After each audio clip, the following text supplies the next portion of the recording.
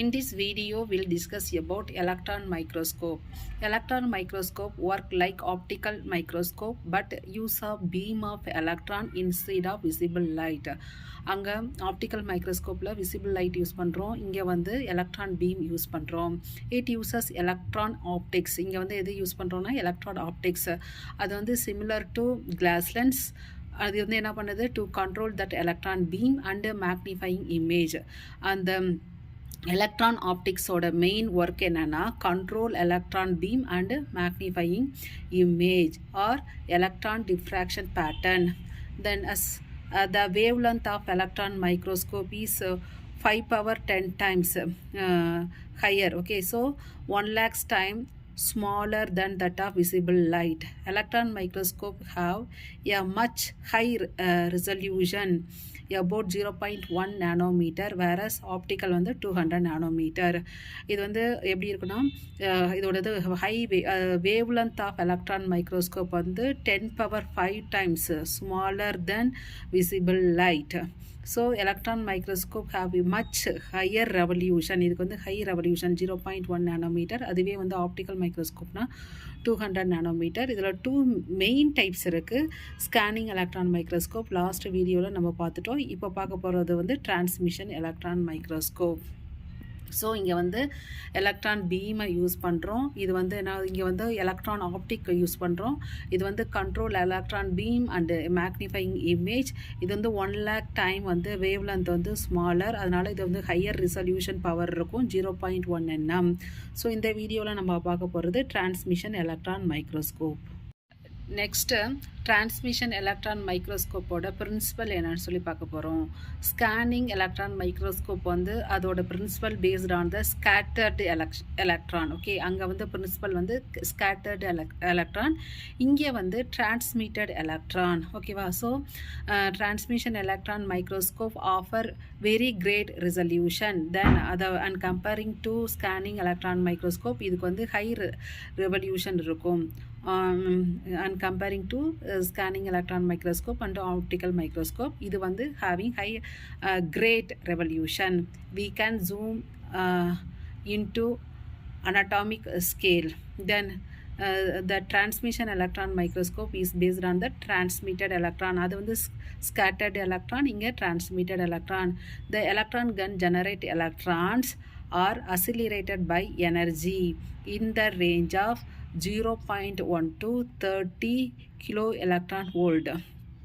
The electron being passed through the series of electromagnetic lenses and aperture places in that microscope column to focus the beam of sample and magnifying that resulting image on that phosphorus scan or specialized camera. So இங்கே வந்து என்ன பண்ணுறாங்க, electron beam வந்து எதில் pass ஆகுது, electromagnetic lenses and aperture. இது வந்து எங்கே பிளேஸ் ஆகிருக்குன்னா மைக்ரோஸ்கோப்பிக் காலத்தில் to focus beam of sample magnifying resulting image onto that phosphorus. அது எங்கே வந்து நம்ம வந்து இமேஜை வந்து magnify காமிக்கிறதுனா phosphorus screen or specialized கேமராவில். it provided internal structure fine detail. இது வந்து என்ன ஃபைன் டீட்டெயில், அது வந்து ஸ்கேனிங் எலக்ட்ரான் மைக்ரோஸ்கோப் வந்து சர்ஃபேஸோட ஸ்ட்ரக்சரில் இருக்க டீட்டெயில் தான். இது வந்து இன்டர்னல் அண்ட் எக்ஸ்டர்னல் டீட்டெயிலை வந்து நம்மளுக்கு கொடுக்கும். Morphology information it having high resolution and comparing to scanning electron இது வந்து high resolution power it have. இதில் வந்து ஒரு கண்டிஷன் என்ன, அண்ட் கம்பேரிங் டு ஸ்கேனிங் மைக்ரோஸ்கோப்னா இது வந்து தின்னராக இருக்கணும். Okay, the sample must be very thin 100 nanometer and prepared using specialized technique. Okay, அங்கே கொஞ்சம் ஸ்கேனிங் மைக்ரோஸ்கோப்புக்கு நாட் லைக் தட், ஆனால் இதுக்கு வந்து ரொம்ப தின்னாக இருக்கணும். It can analyse crystal structure, ஏதாவது டிஃபெக்ட் இருக்கா அப்படின்னு அண்ட் ஸ்டெய்னிங்க்கெலாம் யூஸ் பண்ணுறோம்.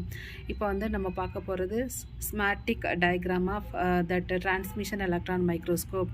ஸோ ஃபஸ்ட்டு இருக்கிறது வந்து electron gun which produces electron beam. it passes through that condenser lens. இங்கே okay, condenser lens defect that size of the, இங்கே என்ன பண்ணுது, கண்டென்சர் லென்ஸ் தான் எலக்ட்ரான் மைக்ரோஸ்கோப்பில் மெயின் சொல்லி பார்த்துருக்கோம். ஏன்னா defect that size of thickness of that electron beam and allow electron beam to fall on that sample.